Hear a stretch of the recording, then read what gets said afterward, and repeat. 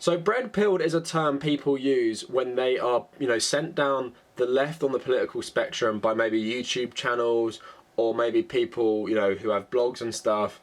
And it is, of course, a parallel to people who say they are red-pilled, which essentially means, they think they've been woken up to the truth of the world, but a lot of the time it just means they've gone on the path to become neo-Nazis. So while I always had an interest in politics and things like that, I think, the Young Turks are a good tool for bread-pilling people and bread-pilling me as well, because it pushes you further to the left, it educates you on all these ideas, all these figures you may not know about, and I think it's a really useful resource. So I'm going to get into all this in the video. So a channel I feel gets way too much hate on YouTube is the Young Turks, obviously hosted by Cenk Uygur and created by Cenk, I think back in 2001, and they started on radio and moved to YouTube. I think they say they're one of YouTube's first partners for monetization and stuff. So they're very, very old, and obviously they have about 4 million subscribers, but I kind of just wanted to get into my history with them and why I think they're such a valuable resource, despite a lot of the criticism people have of them, despite the criticism they get from the left. So obviously this comes from a British person, so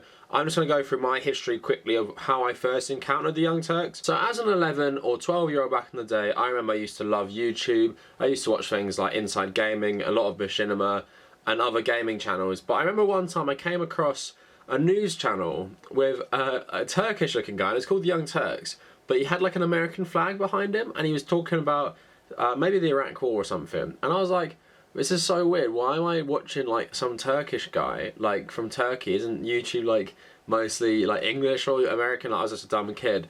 And then I found out later there's actually, a news channel. So when I was about 15, 16, I remember I started to watch the Young Turks pretty much full time. And probably my most vivid memory, early memory of them, is watching their coverage of the 2012 presidential election, and I did find it really funny. I still remember to this day, Cenk made me laugh the way he took, the mick out of Paul Ryan in the vice presidential debate, because he kept sipping his water loads and loads when he was getting destroyed by Joe Biden.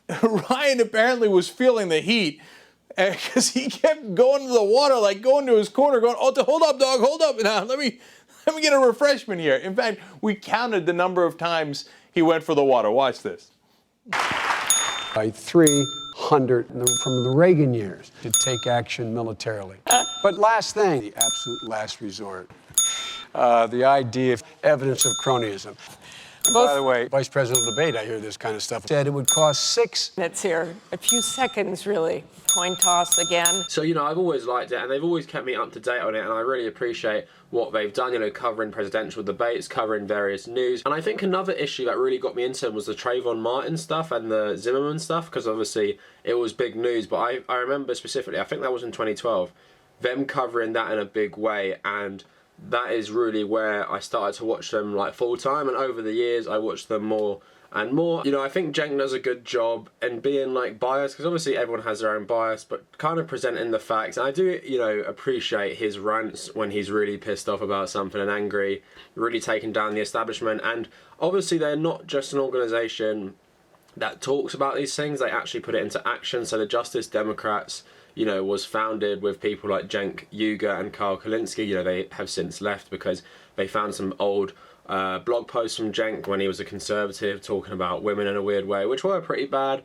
but I don't think he should have been, really made to leave that organisation. But obviously starting something like that is the reason we have people like AOC today. So obviously I really appreciate them doing that, and just their coverage of issues that just don't get enough attention. So the Standing Rock and the pipelines, and they always do a good job on that, just exposing a lot of people on the right wing that you would never know about. So I know people now like Scott Walker, people like Glenn Beck, and just loads of other weird, random politicians in America, but they've done a good job of exposing. They also did good stories about Mitch McConnell and his wife. So I think, as an easily digestible news platform that gives you really good information and makes you more educated, I think they are really, really valuable. And of course, I'm just talking about Cenk at the moment. I also like and appreciate Anna's point of view. I appreciate John as well, but they also have really good chemistry, so I always appreciate that because it's fun. And you feel like you kind of know these people because they're really genuine. And I always appreciate that because, could you really say that about CNN? Could you say that Anderson Cooper or someone like that, or Wolf Blitzer, is genuine and you feel like you kind of know them? Because you don't get to see the human side of them, whereas, while they are professionals, they do have a human side to them in their coverage, and it makes you laugh a lot of the time. It is really, really funny, and I think Jimmy Dore brought a lot of that, because he used to crack me up a lot, and I still watch his channel, and I absolutely love his fake phone calls from celebrities. I think they're just so funny, and back in the day, I used to find the Chris Christie ones where the voice actor is doing a Tony Soprano impression for Chris Christie. I thought that was so good. So yeah, people like Jimmy made me laugh, and people like Ben obviously have some good opinions in terms of, I don't really agree with his politics in terms of being more centrist, but just the stuff he knows very well, like politics, history. Obviously his own background is very interesting to me. His dad being in Bobby Kennedy's presidential campaign team in 1968. I think it was his press spokesperson, and then his granddad obviously was the writer of Citizen Kane, so a great history there, and he has a great insight into all that stuff. So I appreciate people like that, even though he's not on it as much anymore. And something I have to say about the Young Turks as well, as a more entertainment network, I really liked their other channels. Like What the Flick was my favourite movie reviews channel, and I still obviously watch them because they started their own channel called Breakfast All Day, so that's Alonzo, Christie, and Ben sometimes drops in as well. But I really like their stuff. They covered movies, they covered the TV shows, and I really appreciate it. They got other people in from across the network on, and I was really upset when they cancelled it, but now I'm happy they're back. They only post, I think it's every Friday. I don't know if they post more regularly back in the day, but yeah, that was one of the best things. TYT Sports used to be good when they had Francis, the Scottish guy, because he covered football, which obviously I like, because as a British person, you can probably imagine I like football. But then they, got rid of Francis, or he's doing something else, and they brought back that Rick guy, and I think it's really not that good anymore. And I don't understand why they kept TYT Sports when you look at it, and then they got rid of What the Flick, because What the Flick I think pulled in better views on average than TYT Sports. So it's annoying they got rid of it. I guess maybe the people in What the Flick had higher salaries because they were more experienced in their field than someone like Rick was. And I'm sure a lot of you also know this. Another channel they used to have as part of their network was the Rubin Report, which I used to watch when it just started. I used to think it was alright. I didn't used to mind Dave Rubin when he was on TYT, to be honest. And I started watching his Rubin Report when he left. And then obviously, we're about, I don't know how many months in, it just went to shit. Because he had some interesting people on to start with. He had Larry King, he had Stephen Fry, he had Jimmy Dore. And he had lots of people that I genuinely and generally like, even if I don't completely agree with their political views. And then he just went off the deep end, having people like Milo on, Tommy Robinson, all these crazy ass, far right people. And now obviously look what his platform has become, literally just propaganda for some of the worst beliefs you could, ever really see on the internet. Because, there's this pipeline from Joe Rogan. Then from there you go to people like Jordan Peterson, Ben Shapiro, Dave Rubin, and from someone like Dave Rubin, you go down the rabbit hole even more, get on, Stefan Molyneux, Laura Southern, Tommy Robinson, and his interview style is really bad because he doesn't really challenge any of their beliefs, because I don't think he's smart enough really, so they just start talking so much shit, and he barely challenges it, and it just shows a complete lack of, I guess, what's the word, self-respect he has. He has people on the show who actively hate gay people, and they say it to his face. Isn't that just so crazy? I don't really respect a guy like that. If someone came on my channel and was just saying such horrible stuff about, me as a person, whether that is about Irish people, obviously I have a history of discrimination. If people started saying, you're this and that, and I believe this fundamentally, I would not give them a platform on my channel. But yeah, even back in the day, Dave Rubin was alright. So I appreciate the spectrum they have, and I like all the channels, and even people like Jimmy Dore. I know people have a lot of problems with him. Yeah, it is still annoying, but at the same time they do such good work. And I think what people need to understand on the left in particular is that just like Joe Rogan, I believe, is a pipeline to the alt-right in a lot of ways, the Young Turks are a pipeline to the left, and it's really good as a tool because, people like Bernie Sanders, how did most of us learn about Bernie Sanders? Most of us learned about Bernie Sanders through TYT because they pushed him early on. I remember the first video they put out about him covering his announcement for the presidential campaign. Obviously Bernie Sanders, no one knew him, no one really cared, he didn't get that much coverage. But I remember John did a video, I don't know if Cenk was on it, but John did one talking about, Bernie and everything. So that was the first time I saw him. Bernie Sanders is now officially running for the presidency. The Vermont Independent is going to be running for the Democratic nomination, very importantly. And he does stress immediately, we're in this race to win. Because almost all the coverage, even including mainly from the Young Turks when we previewed that he would be running yesterday, there is this sort of need to continually repeat the fact that he's not going to win.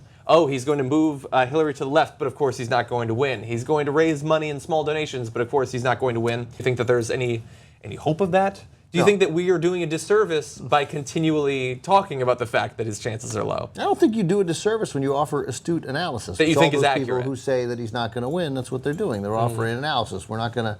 It seems very, very, very unlikely. Yeah. So let's put it that way. Yeah. And they constantly covered him, and I believe they play a large role in making him what he is today. Obviously, people saw he was a really genuine politician, a good politician, had good ideas. At the same time, if the American people and the people in general aren't being exposed to those ideas, how will they ever know about him? So I kind of feel bad I've never given them any money, because I have been watching their content for years. I watch it, most weeks. I watched lots of their extra stuff back in the day. And they just, helped me form my political position, like sending me down this pipeline where I research things more. And of course, for me personally, I've always had an interest in politics. From a young age, I loved history, and then, I went off to university, did my history degree, did my master's in international relations. And obviously, I learned things more in depth there than you might get on the Young Turks. And then sometimes, once you've learned this stuff, you might find their coverage possibly a bit basic on some levels. And one criticism I would have, and it's not really their fault, is their coverage of British politics is really bad. I find it actually quite hard to watch when they actually delve into it, because it's not really their fault, but at the same time, I'm quite knowledgeable about American politics in that I could talk about it in a confident way. I'm sure my subscribers would agree with me, particularly the nice ones who give me some compliments on this. So I don't think it's really an excuse to be like, I'm American, so I'm going to really talk about British politics like I don't understand it, whereas someone like me who's British, I can talk about American politics properly. I don't think it's a great excuse, but that is a minor gripe, because the Young Turks really doesn't ever talk about British politics unless it's Jeremy Corbyn, so it is quite annoying. Some other things, I guess the debate gets pretty heated and you kind of pick a side. I think one thing, I guess, that I really disagreed with was, do you remember that British guy who used to be on it a couple years ago? I think they were talking about the cologne stuff, and I think he said, when you come from a conservative culture that views women a certain way, when you come to another country, it's not like you're going to change those beliefs. And I think that really upset Anna, and she really tried to shut him down a lot of the time, even though he was completely right about that. Certain instances like that, I guess, I have a problem with, but I really like Anna as a host and as a commentator, and I really like Cenk as well. I really like all of them. I think they do a really good job, and people might think they don't go into the theory enough, they don't, they're not far left enough, they're not as critical. I find them quite patriotic in a lot of ways, Anna and Cenk, maybe because it's their immigrant background, they've come to the US and they've become relatively successful.